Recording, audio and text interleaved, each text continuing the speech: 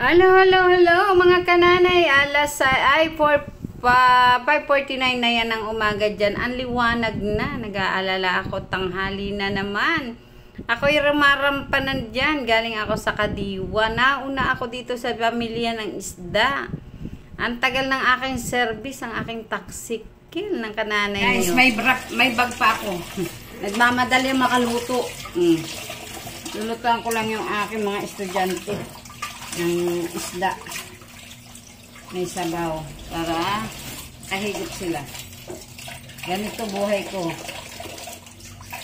Hindi pa nakakababa ng bag. Tanghali na kami nakarating. Alas 6:15 na.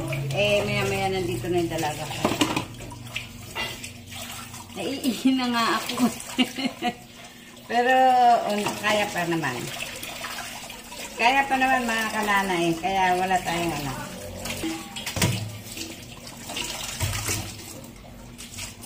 Yan. Lulutuan lang natin. Diba? Guys, susundo na ako sa aking dalaga. 3:20 na. Medyo late na ako. Pero 3:30 labasan nila. Siyempre, magbigay tayo ng konting oras para makapaglaro ng kapiraso ang mga bata. Diba? Ayan, susundo na tayo. Samahan niyo ako pagsundo. Sundo tayo. Ito sasabihin nun, late ka na naman, mami. Pero, pag ando doon ako, gusto pa makipagbanding sa mga kaklase niya. Kaya, nahayaan ko na. Saglit lang naman. Mga 10 minutes ka nun. Tara, samahan niyo ako.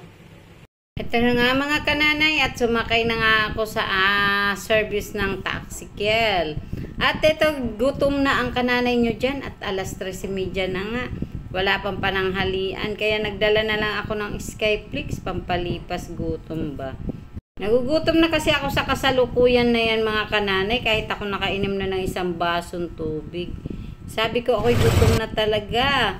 Pero wala akong magagawa. Unahin ko muna yung anak ko. Sunduin.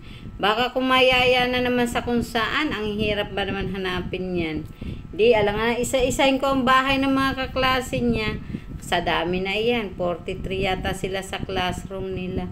Ayan, naghintay-hintay na lang nga kami dyan mga kananay at may meeting daw puno. At yan nga ay ano ng kanilang classroom. Kaya pinabayaan ko na. Sabi ko 30 minutes. Sige, okay lang. Waiting lang kami sa labas ng school at ito na nga kami. Fast forward pa. Uwi na nga. 4:30 na nga ng hapon. Mga kananay, sadyang gutom na ako. Wala akong dalang pera kaya hindi ko mayaya ang batuta na ayan mag ano ng Jollibee o whatever, McDonald's o ano pa man. Wala talaga akong dala kahit 5 ring itaktak nyo pa ako. Tarits. Ay mga kananay, pauwi na kami diyan. Sabi nga ng anak ko, kung pwede daw kami kumain saglit. Sabi ko, sa bahay na lang. Hindi ko masabi, wala akong pera. Ay mga kananay, salamat po sa nakarating naman po kami dito ng Matiwasay. At ang ganda ng mahangin. At kakain Guys, na kain tayo. Ito na naman yung tanghapo ng kananay nyo. Ito pakbet. Moron kalabasa. Dapat nga mas marami ang palaya. Kaya lang kalabasa ang... At may kapartner na piniritong bangus. Tanghapo. Sinundo ko muna yung aking dalaginding bago tayo magtanghapo. Kasi hindi ako kakain na mamaya. Alas 5 na ng hapon. Always naman, diba? Kain tayo. Hindi na nakapag-pray. Sorry.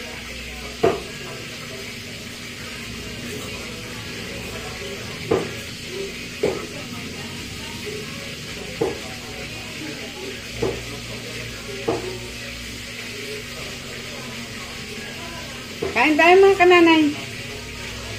Init.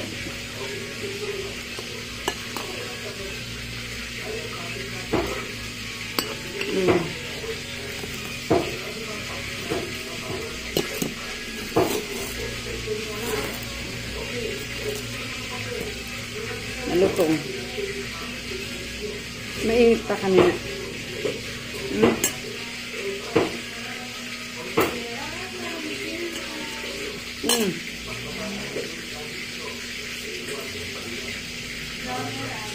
Kain tayo. Bye-bye.